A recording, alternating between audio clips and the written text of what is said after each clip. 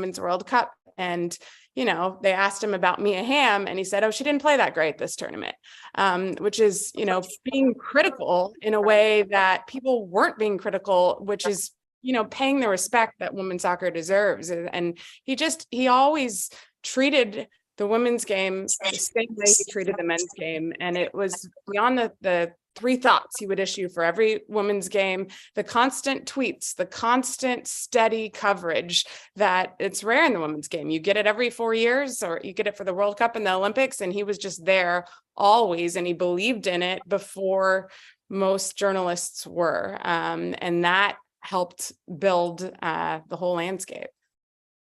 How do players react to him? Women's players, being critical. Did they see it as this is an advance? Someone's getting this level of treatment to the game?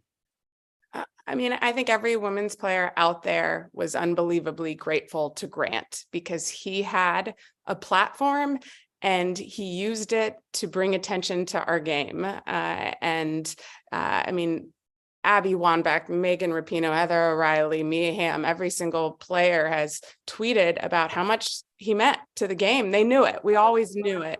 The influence he had and his ability to bring our stories to the public in a way that changed the game. Without a doubt. Yeah. Luis, any thoughts?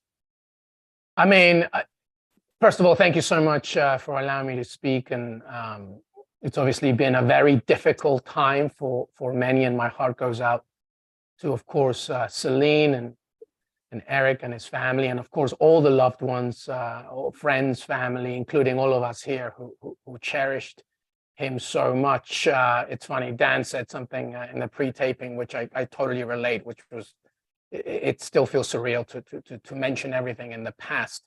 But back to the point, I would echo everything that Gwen just said, and of course what George just said. Listen, here's the thing about Grant that people, I think, knew even if they didn't say it.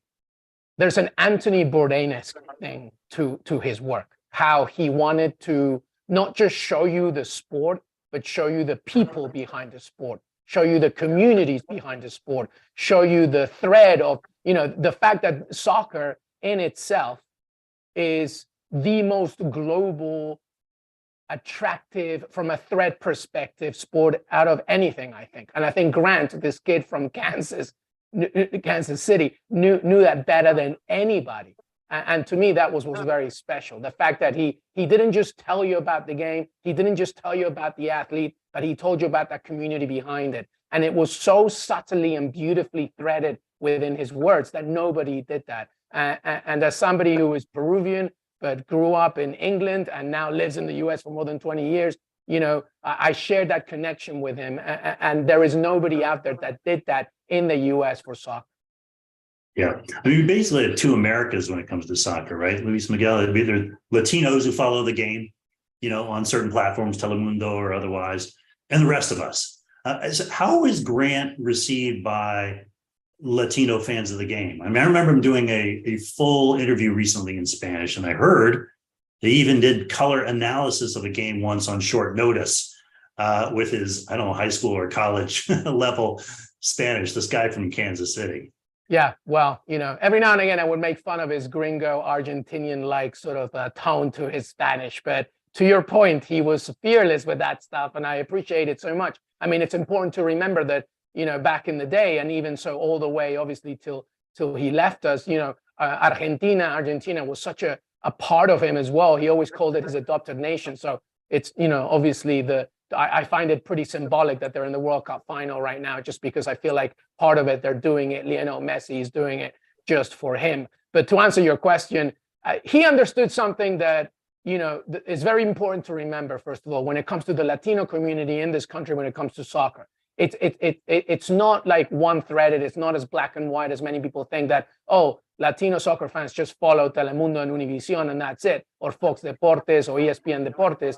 Like, there's a much more contextual background to what a Latino soccer fan is, specifically the young one. And those young ones, they loved, the Mexican national team as much as they loved Tom Brady or Pulisic or the USWNT.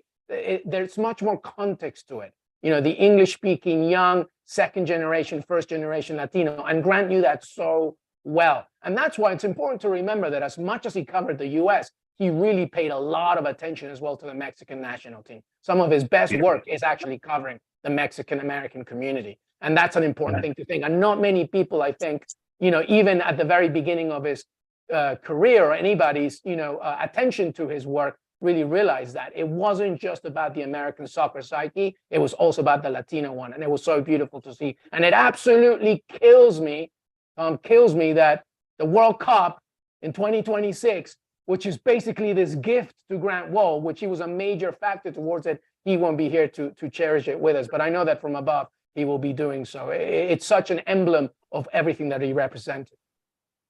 Yeah. And what about like the international media? I mean, what kind of credibility did he have with international media? The soccer writer from the US. And what did that do for perceptions of the American game? The fact that we had someone like him interpreting the sport from the US. He changed it. He completely changed the mindset of so many. I mean, you only have to see the last few days of what's happened and how many people all the way everywhere, all around the world, from Argentinian journalists to French, Philippe Auclair, to Miguel Delaney in England, to like US soccer journalists, like everybody was impacted because of not just him, but his work.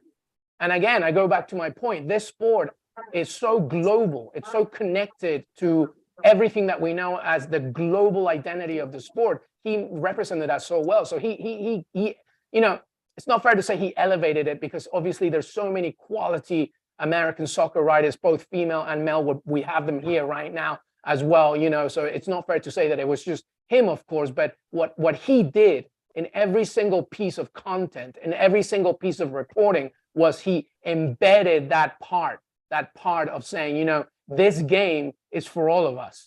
And I'm giving you the American perspective, but at the very same time, I'm trying to create this global threat. One of my favorite pieces ever that he did was about Leicester City, when he went to Leicester after Leicester City won that magical Premier League title. And, he gave an American perspective, but connected it so well, of a city in England. It was amazing. Yeah, he's almost a facilitator. Call him a journalist, but he's almost a facilitator of knowledge, a translator between the two cultures. Dan, I mean, you're a general columnist, covered college basketball with Grant back, like I said, back in the day. What role did Grant play in helping non-soccer media in the US, sports writers, and non-soccer sports fans in general connect with the game? You're on mute, Dan. I covered 5 men's or women's World Cups with him too, so he would laugh because I would jump in on that. I think to go through a few of the points, like George said, his timing was very important for Grant. He, in the early 2000s, he both had SI.com, where he could go very deep into the sport and have an audience find him. I mean, one of the problems of being a soccer writer, if you're just at one newspaper back then, there's only so many soccer fans in one city, but he could find them all over the country. And even someone, you're in rural Kansas and you like soccer, and here's this one guy writing about it in a certain way. So he connected with an audience. The audience found him. So he'd go very deep with the hardcore fans, but then with that SI cover, which, back then was so powerful, he's putting soccer, not just once every 4 years, but, often, on the cover that's sitting next to the cash register at Walgreens and at CVS and at all over and in all these mailboxes. So he elevated it in both ways. I thought Gwen had a great point on the women's soccer. He covered it with respect. And it's a thing that happens when you're covering a lot of times women's sports, but any up and coming sport, is there's a sense that you're supposed to be a promoter of the sport. You're supposed to, we're trying to lift the sport. And I've run into it at times because I'll ask a question that I go, that's not really the kind of, there's a pushback of like, well, why are you asking something critical or negative? And it's like, this is the exact same question I would ask in it. Bill Belichick screws up the Super Bowl and everybody rips Bill Belichick. It's not because they don't like the NFL. It's not because they're trying to denigrate this is what actually sells. This is how and he would do that even with the women's national team. He was always critical. He would get into the controversies. He had a number really insightful relationship with, with Hope Solo. When there would be this controversy, or why aren't I playing? It would always be Grant with those stories.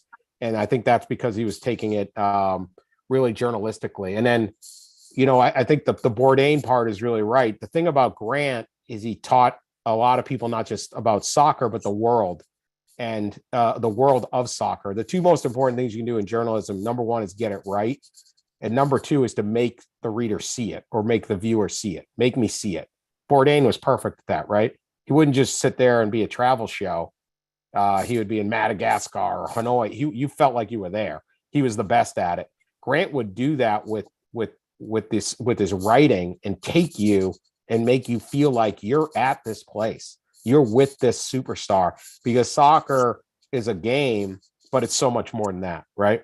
You go to a soccer game and only, often you can have a 0-0 game and go, boy, that was fantastic. The crowd, the singing, the atmosphere, the whole thing. And he took you into all of that stuff and was able to do it. And internationally, I did always recognize this. Grant had a unique look, right? He's tall, shaved head. He would often wear this cap. He made himself easy to remember. So I think a lot of people around the world are like, oh, that's the American. That's the American guy. You'd see him in a mix zone with 100 guys, but he stands out because he just had this unique look and a way about him. I always thought that was purposeful on his part. I don't know if that's true, but it really worked because everyone knew who he was. George, do you think that there? Yeah, to jump on Danny's point, I think it's important to remember that he had this platform, but he had to fight for it, right? He wasn't given it, right? Like early on. So when we were at SI, it wasn't just like people had an indifference to soccer. There were powerful people there who hated it, who mocked it, right? Who did not take it seriously and made that known. So you had Grant, myself, a very much smaller voice. Mark Moravec was an editor there who really pushed the sport, fighting for those covers, fighting for the coverage. Let me go to these events, and there was early days, there was like a little pat on the head element to it, right? Go ahead. Yeah. Go cover that little thing. Right. And Grant would then go. And as Danny, talked about, just take it so seriously and write it so well that they couldn't sort of ignore it. And, that moment where it's so amazing. And Danny can speak to this because he covered a lot of college basketball with him as well. But like Grant wanted to be Alex Wolf. He wanted to be a college basketball writer, the college basketball writer at Sports Illustrated. And he had become that, right? And then there was this moment where he threw it away to go be the Grant Wahl of soccer, not to be the Alex Wolf or the, whatever. So that to me was an amazing leap that he made. I remember just long conversations with him around that time. Should he do it? Should he not do it? What does it mean? But he chose to give up what had been his long-held boy in Kansas dreams of covering college basketball for Sports Illustrated to go do something completely original. And Dan, you tried to talk him out of this, right? Yeah, I mean, there was no talking him out. I mean, he wasn't listening to me. Grant's a lot smarter than I am, and he knew it. But we were at the one I remember was we were at the Final Four, and I looked it up. I think it was 2004, and we're covering the Final Four, and he was covering some soccer, but he's mainly doing a lot of college basketball. Duke, it was UConn. Yeah, UConn versus Duke in the national semifinal. And this was going to be the title game. And you're at the Final Four. It's all encompassing. Everyone's talking about this stuff. And he was sitting near me or next to me, and we were talking. And he's like, this kid Freddie Adu is going to make his premiere in the MLS tomorrow in Washington, I think it was. And man, I wish I was there. I want to be there with Freddie Adu. And I was like, is this kind of a gimmick? Like, how good of a league? I'm like, how good of a league could this be if a 14-year-old is supposed to walk in and be great, right? I just like dismissed it on that kind of level. Like, how good, if he's really that good, okay, but I'm questioning the competition. Like I covered the Olympic skateboarding the other day, like in Tokyo, and like 2 13-year-olds came in first and second. I'm like, okay, fun, but this is probably not an elite sport if 13-year-olds can just walk in and win it, right? So it was a little of that, and I'm like, MLS, it was kind of this thing, but it wasn't. It wasn't even what it is now. And he's like, he goes, oh no, I want to be there. Like, and he had such passion for it, and he didn't really have that much passion for Duke and UConn. And I was like, that's interesting. It's like, I'm gonna force SI to make me a full-time soccer writer. This is what I want to do. And I was like, dude, there's no jobs in that. You got this going. College basketball was a bigger sport then. And he just had such passion for it. And George is absolutely right. Like, Grant could have written anything. Grant could have covered anything. He could have been a political writer. He could have been a general feature writer. He could have been whatever, any sport he wanted to do. He's an extremely talented journalist. He could really, really write, and he was brilliant. He's one of the smartest sports writers I ever met. Obviously went to Princeton and all of that. But he wanted to do soccer. And so it's one thing to say, let me go to this and beg to go do that job. But when you come back with the level of work that he did, and I wasn't there, George would have a better example, but I'm sure those SI editors were like, wow, this is really good. I may not care about this, but this is really, really good. And there's something here. And I think he just built and built and built. It took a while. And then obviously once he was on his way, but he followed his passion and fought for it and made a career out of it. And I think you just got to respect the heck out of that. Mm-hmm. How significant was it that Grant broke down that wall? And we'll go back to the SI point here. Broke down that wall at SI, right? I mean, SI is not what it used to be. Back in the day, it was the magazine that set the it was the entity that sort of set the agenda. I mean, but so the fact that he got through that wall, I don't know, George, Luis. I think it did two things, right? So I think the first thing is that it brought soccer to the general fan, the casual fan. That, you know, if you weren't subscribing to Soccer America, but you had this like interest in the sport, maybe you played it a little when you were younger, but you were just kind of getting back to it and you're curious, right?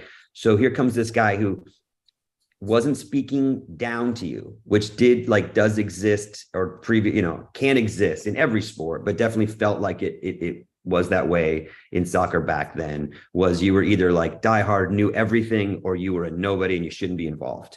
So Grant was one of those people who was curious about the sport, who wasn't, a tactical guy, a player, a guy who had that strong soccer background from very young. So he came to it as like an everyman a little bit, and he understood that he was going to write for those people, and his reporting and his writing would also influence the people who were the diehards. So I think he gave just the average fan, the casual fan, access. He was accessible to them, and so they felt like they could embrace him, and then therefore embrace the game, embrace his work.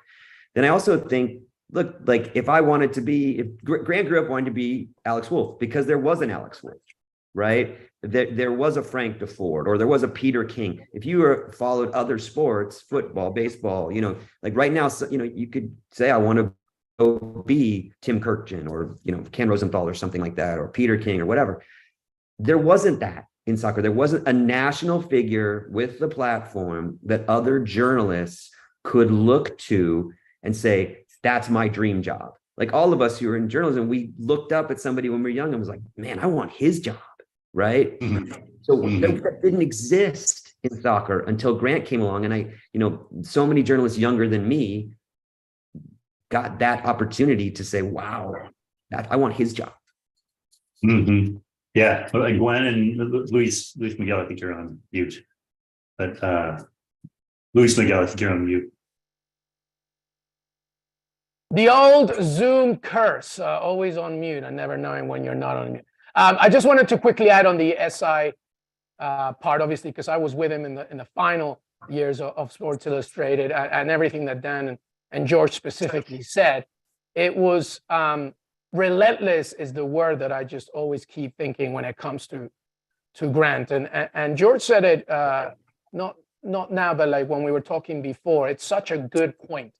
He was so passionate about making sure that, he didn't know what he didn't know. And he was so passionate about understanding how to investigate that, because the fight to make soccer relevant in the magazine, in the company, and there were many champions there that really wanted to push it as well. But overall, right, the NFL, college basketball, college football was still taking dominion. But overall, the relentless fight to make this sport a continuous priority, because people need to understand that, and I'm reading a comment here about like, why are we talking about soccer? I mean, aside from the obvious reasons, people need to understand that from a participation perspective, soccer is the most popular sport in this country. And also, when we think about the overall emblem and the overall identity of the sport in America, whether it's from the women's side or the men's side, minorities, et cetera, right? We always think about it from our own perception, right? We only see things as we are, not as they are. And we need to remember that between the ages of 12 and 21, like that real young demographic, it just continues to grow and be celebrated, et cetera. And Grant was so good at illustrating that point, specifically at Sports Illustrated. And the only last thing I'll say within this segment is that a beautiful writer. Of course, that's where his craft elevated. But let me tell you something, as somebody who did a soccer show with him, more than 100 episodes at Sports Illustrated with him, he was so good on camera as well. And he could really tell you a story, whether it's a podcast or a different medium. And I think that's a really important thing to know. It's like, it's not just what you're saying, but in what platform you're telling it. And Grant was so good at that. Mm-hmm. Gwen, did you ever, I'm curious, I mean, coming up, did you ever say, I want to be Grant Wahl? I mean, what kind of impact did he have on shaping your writing and your career?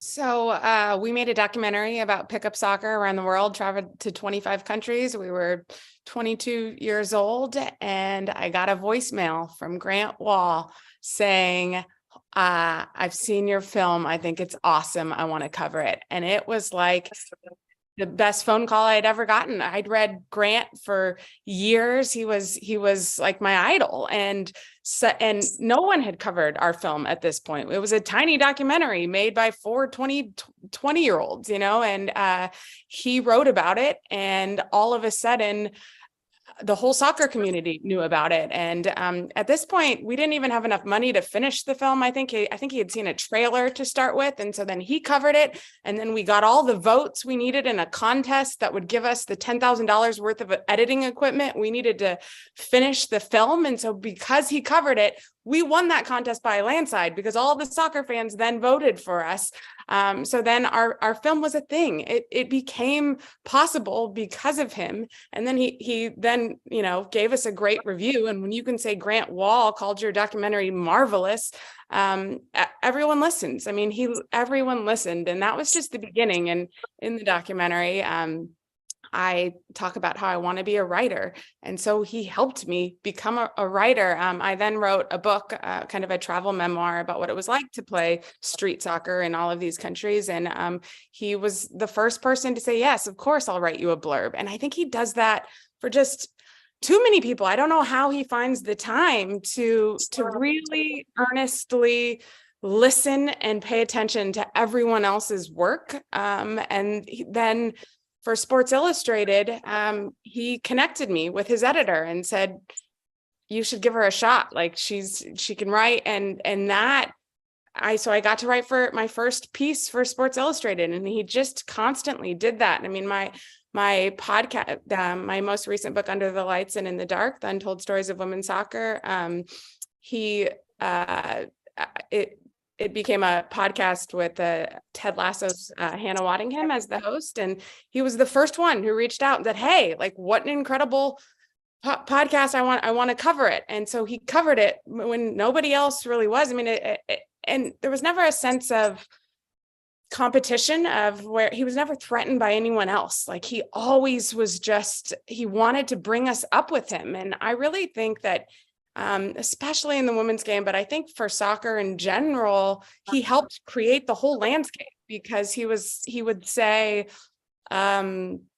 I think you should read this person. And so then that person would get a larger audience. So then they're a voice in soccer too. And suddenly you've got lots of voices in this soccer landscape. And I think it's largely because of the support he gave to everyone. I'm on an email thread with a bunch of soccer academics, and we all talked about the support. Every single person emailed being like sharing their story of what he did for them. And he reached out to Sports Illustrated ahead of the 2015 World Cup, and he fought to have these academic analyses ahead of the World Cup. And it's just, I'm in awe of the time and care and support that he gave to everyone else. I had lunch with him in France during the last Women's World Cup. And I remember him telling me if someone emails him, he tries to respond to everything, which is just, that's really hard to do. And it just shows just what kind of guy he was. I mean, he tried to help everyone, and that created, it taught me who I want to be as a human. I want to be like that. And I think it's really hard to be like that. Yeah, well, he clearly we work with 24 hours a day. He clearly was working with 30 hours a day or something to manage all of that incoming email. Almost 900,000 Twitter followers. I don't know how he did it either. But he not only got behind people, he got behind certain ideas. One of those ideas was equal pay for the U.S. women's national team. I remember talking to him a couple of years ago about, they were deep in the negotiations. It was still quite contentious, and Mike and Grant, what's the answer? He's like, well, they need to pool the FIFA money and then do a joint CBA. And what he was talking about ended up coming true. Now, I don't know how much he had to do with seeding the idea versus supporting the idea, but he clearly was an early adopter of the idea. How much do you think that mattered? Any of you, but maybe start with Glenn. How much do you think that mattered in driving the result that we did see a few months ago? I mean, he had tremendous influence, and I think he was always sort of planting ideas. Even running for FIFA president, he's saying, I think we should elect a woman. And while he, that's now a thing. And I think he was just constantly fighting for equality. And as the women fought for equality, he covered it, which is huge. And I do think it very much mattered. Luis Miguel, you have any insights? I mean, there's nothing more to echo what Gwen has said. I just think that, Grant was so impactful in beginning this conversation, because if we really want to be real about it, obviously the movement came from the women themselves. Grant was just such a great fighter for them as well. And it's always been the case. And that's something very important to remember. He was such a fighter, champion, supporter, warrior, when it was unpopular, when it was popular, before the reaction, after the reaction. Equality obviously is a fight that's always been fought, but Grant has always been voicing it. And as strong as it's been the case from the women's side, they've been the ones that really began the fight, because they're the ones that are experiencing it. Grant has always been there on their side. Yeah, and it's interesting. I always wondered how much. I remember him talking about that idea of pooling the money, right? And that was the solution. Everyone can say, "Hey, equal pay, equal work, equal pay." It sounds good, but that was the hurdle. You're going to have a massive audience in these on Saturday or Sunday, whenever they play Sunday, because people want to watch Lionel Messi, want to watch France, right? If you have two non-American women's soccer teams in the final of a World Cup, that audience can be considerably lower. So there's just the way it is. The broadcast rights aren't the same. The prizes aren't the same. How do you come? They need to pool the money, the men and women. I'm like, how do you get the men to do that? Like, why would they do that? That was, you can't, that's just not going to, that's not an easy solution to make work politically. And so I remember he would discuss it, and I would just be like, man, I don't know how you get it. I always wondered, the thing about Grant is everybody asked him what he thought of something. And we see it in his writing, but how many private conversations did he have with players, agents, administrators, executives, different people, where he's making that case? And it slowly wins him over. I'm not saying he's the reason, but when you have an advocate like that, because Grant did a lot of work, obviously, in what he's writing and on his podcast, which was influential, but behind the scenes, how many conversations did he have to win people over? Because I always thought, great idea. How the heck do you ever get the men to say, I'm going to give up some of our money? But lo and behold, here we are. Well, I mean, the amazing thing is it's actually a brilliant solution, right? Because if you have the men and the women sharing revenues, you now have a situation where they have an interest in promoting each other. The women have an interest in promoting the men's World Cup, and the men have an interest in promoting women's World Cup using these huge social platforms, right? I think it's a catalytic thing. And can certainly help soccer grow globally. So I want to go a little bit big picture here, maybe big picture. I've covered, like you, George, and Dan have been at this for a while. I've covered, sport professionally for 40 years, right? And I've been thinking real hard over the past few days about this. And honestly, I can't think of another journalist who has elevated and shaped a sport in the US more than Grant has with soccer, right? I mean, maybe a couple people in MMA who have helped elevate that sport. Dan, on the pre-call, you mentioned maybe Dan Jenkins with college football, but I mean, Dan and George, can you put his place in history in perspective? Yeah, I mean, I think that we can talk about people who have influenced writing, like sports writing. It's easier to go there, right? It's easier to talk about Jim Murray or Rick Riley or Grantland Rice or Red Smith. It's much harder to find names that influence the sport, and the way it was covered, the rules of it, the equality of it in the way that he did. So I think, and just generations of writers on down. It's hard. Like I said, Dan had a good analogy with college football and Jenkins back in the day. I don't, even someone like Peter King, who's so popular, did he really influence NFL in the same way that Grant influenced the way soccer is consumed and played here? It's hard. It's really hard to come up with anybody else like that. Yeah, I think you have guys like King or like a Peter Gammons who went so deep into their sport. Gammons' baseball notes and stuff, kind of, he would geek out on the sport and things like that. But it's like, that's NFL. That's baseball. Like, it was America's game when Babe Ruth was playing in 1920. So does it really, did we have anything there? I do think Dan Jenkins, it's Sports Illustrated, is just an enormously influential sports writer. And in college football and in golf, at a time when the coverage was much smaller and these were more niche sports.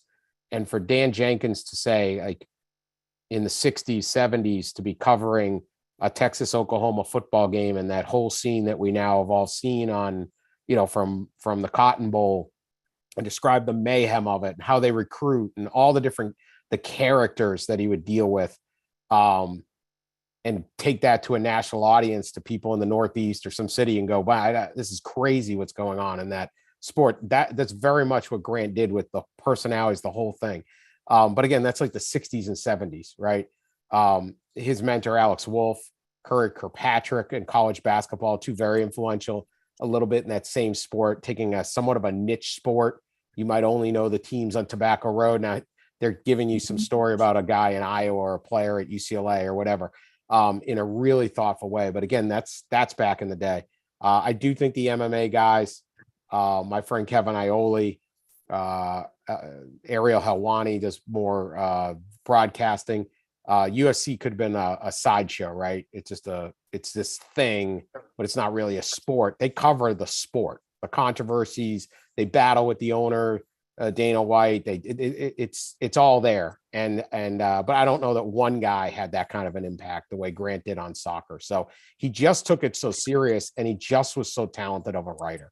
You could read anything Grant wrote and be interested. And again, I just thought he was so good at taking beyond the play on the field. He could write technically, obviously, incredible at it, and explaining the technical aspects of soccer. But what I always say about soccer, and this isn't a put down, but like, nothing happens in soccer, so everyone focuses on the little things that actually didn't really impact. Like, they'll talk about a great pass in the middle of the field didn't even lead to a score. It's like going to a basketball game discussing like a sideline out of bounds play.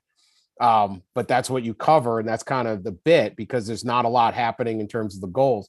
He would not always focus on that and take us to all the other parts that everyone goes, oh, that's awesome. The crowd, the connection to a city, the color of the Mexican national team, as you said earlier, and get people who really don't care about soccer or don't want to watch or don't really want to know about the technical or the aspects of the game or the of that, but give them something to buy into. And that's what I think he did so well. And I think that's part of why he was so influential, but extremely rare what he did.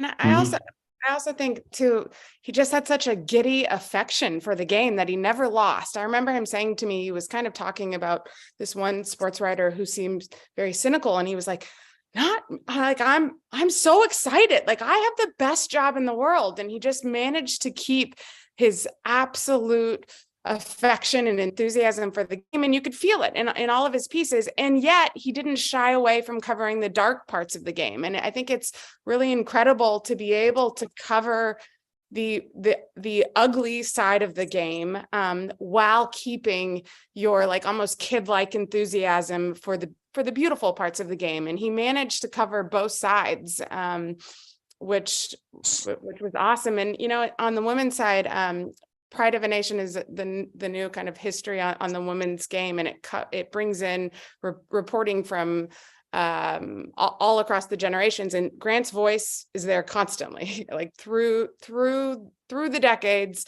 He has more excerpts than anybody, and it's because he was just there, like fascinated, following and covering and putting in his take for everything. And he loved the game, and that never changed. Yeah, that was the secret. Hey, Tom, just very quickly, I think we've come to the point of the discussion to remind everybody and just let everybody know that he was a terrible player.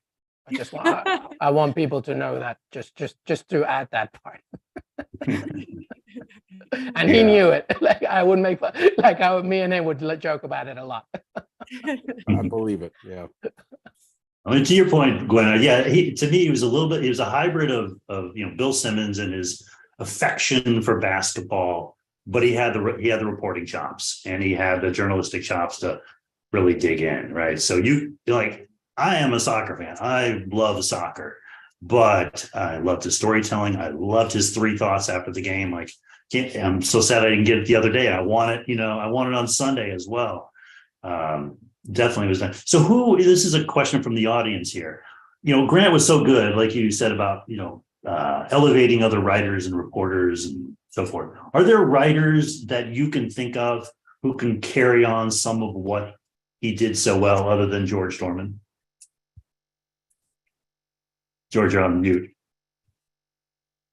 It's not going to be me. I think that one thing is that there doesn't have to be one writer anymore because of the massive number of people who have come up in the shadow of Grant and, have some of his strengths, have other strengths. I mean, I work at The Athletic. I mean, everybody knows we do you have great people covering the men's team, the women's teams, MLS, our UK. I mean, so it's just like soccer coverage has evolved so much now that there couldn't be a Grant Wahl now. It's too crowded. There's too many people just doing brilliant stuff, and whatever you want now, it's a la carte, right? If I want super tactical analysis, I can get that. If I want profiles, I can get that. I want investigative, I'm going to go read Meg Linehan on the NWSL, right? Like boom, boom, boom. It is exploded sort of in his wake. And it's so fascinating to me to think about, as Grant was inspiring, helping, assisting all of these people to come up in soccer journalism, he was in a way diminishing himself, right? It's true. He was, because there's so many good people now. He wasn't the lone light and it doesn't mean he wouldn't have sort of, emeritus status or still be really influential and still be the guy, but he was building up a farm system underneath him, helping build up a farm system underneath him, full of stars, full of just amazing talents now. And so that's always a really, I think a great compliment we can pay to him is, even as he knew he was helping competitors, people who would eventually, come up and maybe take jobs and things, he still did it. He still said, hey, no, I'm going to help that person, even no matter what it means later. Yeah, and I think this is an underappreciated aspect of his legacy that people have not really talked about so far. So in 2019, as you know, he got, his relationship with Sports Illustrated ended, and he became an independent journalist, and not just a freelancer, but an independent journalist, a direct to consumer guy. He had a Substack, and he made it work. through innovation, through spending money to go to the places where the stories are. He had a keen understanding of what his audience wanted. You know, and he made a living at it. I mean, he kind of showed in this era of, you know, layoffs of legacy organizations that you could have your own. You could do this. You can make a living on your own. I don't know, George, your thoughts on his example in that respect? I mean, I think it just like speaks to his love for it, right? Like I think it's so amazing that he had to do it, right? I think there's so many journalists that we know who that doesn't apply to, right? He had to continue on. He was going to find a way to continue on, to be in, to be there. I don't know that I would do that. Like I think it's very admirable that he just felt like this was. Oh, I think you got a tough connection with George. I'll say this, Tom. Yeah. So when he went to the independent route and grantwahl.com, his passion was still there, right? This is where you really saw it, because he still went and attended, I think, every qualifying match for the U.S. men's national team. That's on his own dime. Some of those games he does not need to go to. You can cheat that a little bit. You can watch at home, say, I'm not going to spend whatever thousands of dollars to go to El Salvador or wherever he's going, wherever some of these matches are. It's not cheap. And you can just watch on TV and do an analysis. He's Grant Wahl, right? He's spending his own dollars to do this the right way. He's going to Qatar early to do coverage of migrant worker issues, because he's going to do real journalism, which is expensive. And he's doing all that when that really isn't necessarily what gets you subscribers, and it's coming out of his own pocket. So that's really, if you want the passion, it's easy when Sports Illustrated's paying for you to go around. It's easy when you're 25 years old or 30 years old and SI wants to fly you all over the place. Great. When you're 48 and you're doing it and it's taking money, that's where you really see it. He could only do this one way. Not only did he have to do it, he had to do it his way. I think that the unfortunate part is, as much as there are all of these talented soccer writers, and it's amazing, both on the men's side and the women's side and both sides, whatever it is, the legacy, those places with the deep pockets like SI, even to a degree, ESPN or Yahoo or different, Fox has a few now, but they're not hiring a ton of soccer writers. There's not a bunch of Grant Wahl jobs out there. There are some, but it's not like this took off where it's like the NFL where they just hire another guy. And as the continued pressure of does every person on here, every person on our staff, are they a profit center in journalism? That becomes even tougher. So as much as he's made that impact, the sport and the people who cover the sport with that passion are still fighting to sit there and say, hey, it's not like, well, he left SI and they have 5 other full-time soccer writers. They don't. And that's the unfortunate part. As much as that battle he fought 20 years ago, people are still fighting today. Yeah. I want to talk about, get your thoughts on, how Grant anchored his reporting, his work in values, right? I mean, recognizing that sport exists within a social context, so much more is in play than the ball, including human rights, right? I mean, so the broadcaster of this World Cup has taken the opposite tack with the World Cup, that, stay away from the issues related to migrant workers or LGBTQ fans or geopolitical events in other countries like Iran, which is interesting. I mean, I kind of like the game when we do recognize that context. It gets more interesting to me. But, Grant clearly was not afraid to go there. How do you think that played with his audiences? It doesn't seem to have turned them off. I mean, what is there to take away from anchoring your journalism in values rather than just entertainment? I don't know, Dan, George, Glenn, Luis, go. I mean, I think that Grant always wrote about what fascinated him the most. And that, it wasn't writing about, he wrote about his values in a way that was never preachy or never felt like eating your vegetables. It was like he wrote about the heartbeat of the sport, which covers whether it was the ugly or the good. And a rainbow came on. There was a giant rainbow the other day in my backyard as my little boys were playing soccer, and I got like choked up just because I thought of the picture that you started this panel with, of the rainbow shirt and the soccer ball.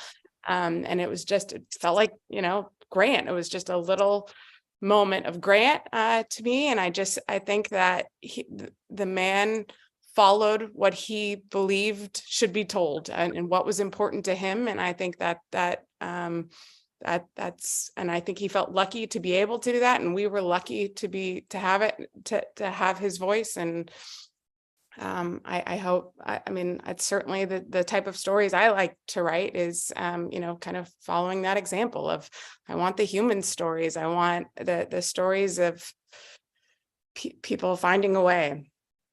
Yeah, I was just going to add to Gwen's point. I think something very important is kind of like what we were talking at the very beginning. The very important thing to remember about Grant's work is that he showed you everything. He didn't just show you the sport.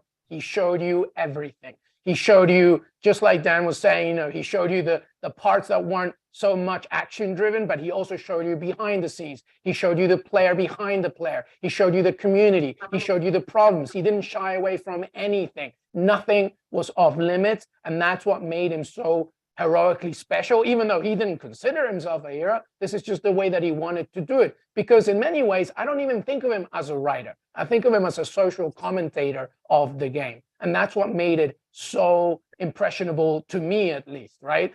Because I was so enamored with that. I was an actor for 15 years and I was so passionate about empathy, and he represented that in the game so beautifully. And the World Cup, this one right now is such a great example. He showed you everything. So when you ask about, how his followers or readers reacted to it, well, they reacted to it the same way they would react to when they turned on the news or watched the documentary or read, a piece of social commentary from whether it's the US or any other country. And that was Grant.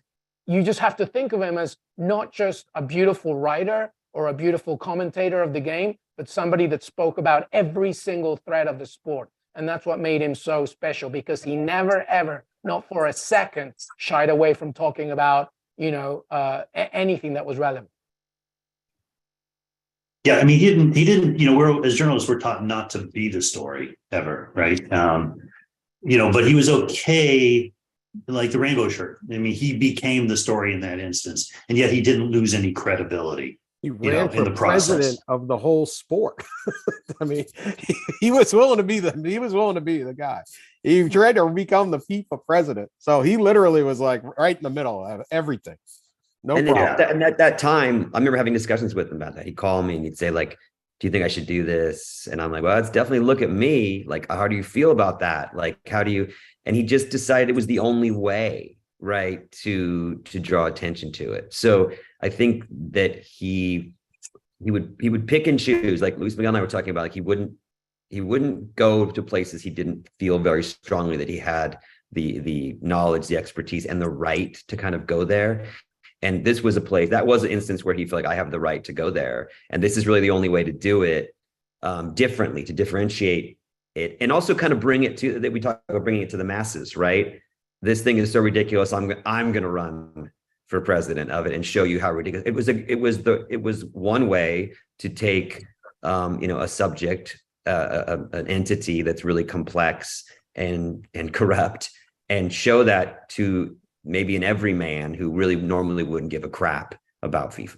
It was fascinating. I think he said there was a previous FIFA president that was a sports writer, or, and he would talk like Pete Rozelle was like a PR guy. Like he had some kind of way to argue it, but it was fascinating because he went through that process. And I remember him writing about a meeting he had, and I can't remember the country, the leadership of their country would have a vote, and he was trying to pitch for the vote, and why the guy basically said, I'm not going to vote for you. And it was really one of the most insightful things that could have happened. And you would never have gotten this story had he not run.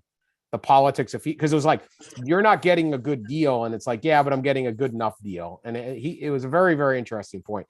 As to the empathy, he was just so smart. He just was too smart to not appreciate and look into and see everybody else and make that matter to him. And so I think a little what was said was like, you know, he couldn't not cover these things because he was aware of it.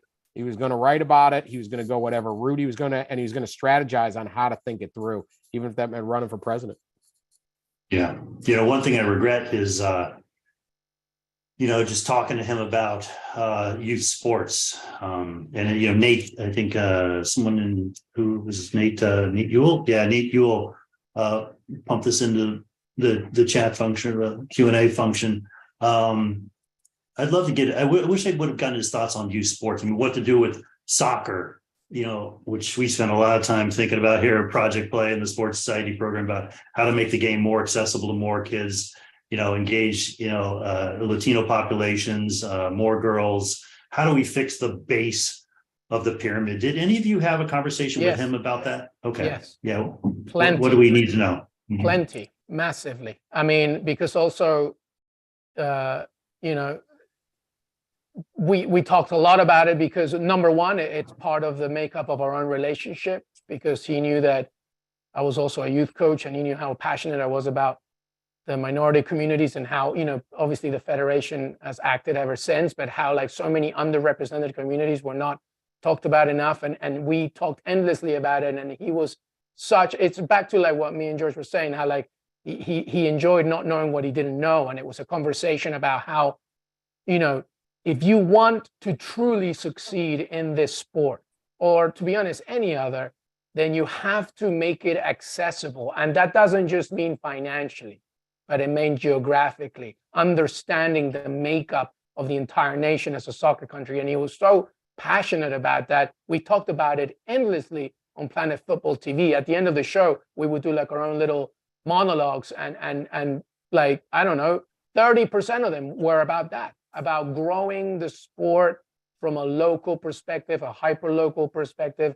He was very passionate about it. He didn't necessarily write that much about it, but it's to George's point, because, you know, at SI, you know, we needed to, you know, sell the sport as much as we could. So those stories were sometimes often underived, but like he really was so passionate about understanding that, yes, we can talk about Mario Balotelli's piece and Chicharito Hernandez and Lionel Messi and Kylian Mbappe and Mohamed Salah, but let's talk about the 11-year-old kid who lives in the South Bronx, who can one day hopefully be the star of the USMNT or USWNT. And we talked about it a lot, not necessarily as a written form, but every podcast or every video, we used an advantage to talk about it. Yeah, it's awesome. Well, listen, we're almost at time here. Luis Miguel, George, Gwen, and Dan, thank you so much for sharing your thoughts on Grant and his profound legacy. I'd like to close today's conversation by sharing a few words from his wife, Celine, who in a note yesterday talked about people like you. She wrote, quote, Grant had a deep respect and appreciation for his audience. He devoted his work life to earning their and your time and respect in turn. Above all, he expressed his values through his work, his commitment to seeking truth through reporting, supporting fundamental human rights, and fighting for equality. We mourn the loss of Grant, and our condolences go out to all who loved him, starting with Celine. And we are grateful for what he left behind, lessons that all of us can draw upon to build a better world. If you want to watch a replay of this event, visit as.pn/Grant Wahl. Thanks again to our media partner, Axios Sports. You can sign up for the newsletter at sports.axios.com and keep up with all of our Aspen Institute Sports and Society program news by registering for our newsletter. Visit as.pn/pp subscribe to to sign up. As a subscriber, you'll learn about future resources and events, including the next Future of Sports Conversation and next May's Project Play Summit in Colorado Springs. Be well and hug your loved ones this holiday season.